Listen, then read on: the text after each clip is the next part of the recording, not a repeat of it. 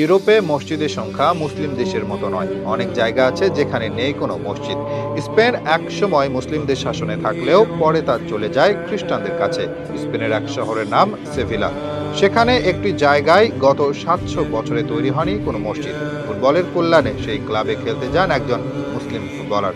লম্বা সময় সেখানে থাকায় জায়গাটি আপন হয়ে যায় তার কাছে। যেহেতু তিনি ছিলেন একজন প্র্যাকটিসিং মুসলিম, তাই বেড়ে যায় দায়িত্ব।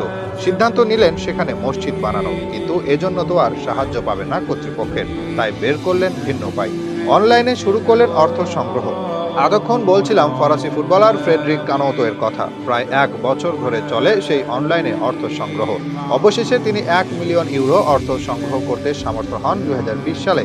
একটি ভিডিও বার্তায় এসে ধন্যবাদ দেন সবাইকে। তিনি সেখানে বলেন, আপনাদের সবাইকে ধন্যবাদ যারা এখানে অংশ নিয়েছেন। আল্লাহ আপনাদের এর উত্তম প্রতিদান দিক। আমরা ১ বছর ধরে অর্থ সংগ্রহের কাজ করছিলাম। অবশেষে আমরা আমাদের ১ মিলিয়নের লক্ষ্যে পৌঁছাতে পেরেছি। এভাবেই তিনি অন্য ধর্মের শহরে স্থাপন করেন মসজিদ, যেন মুসলিমরা নামাজ আদায় করতে পারে সুন্দর একটি স্থানে। সেভিয়ার আরব ও ইসলামিক স্টাডিজ ডিপার্টমেন্টের একজন সদস্য আল জাজিরার কাছে দেওয়া সাক্ষাৎকারে বলেন, ওই স্থানে নাকি প্রায় ৭০০ বছরে কোনো মসজিদ তৈরি হয়নি। সেরকম এক জায়গায় গিয়ে তিনি নির্মাণ করেন আল্লাহর ঘর। শুধু স্পেনে যে এই কাজ করেছেন তাই কিন্তু না। যদিও তিনি ফ্রান্সের, তবে তার পূর্বপুরুষ ছিল আফ্রিকার দেশ মালির।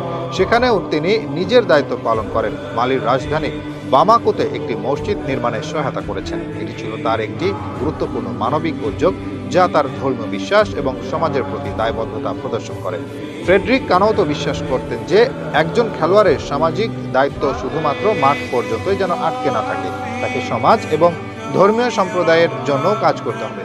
তার জীবনের এই মানবিক দৃষ্টিভঙ্গি তাকে অনেকের কাছে একটি আদর্শ হিসেবে প্রতিষ্ঠিত করেছে। তিনি সামাজিক কার্যক্রমের অংশ হিসেবে দান করেন, বিশেষ করে শিশুদের শিক্ষা, স্বাস্থ্যসেবা এবং অন্যান্য সেবামূলক কার্যক্রমে।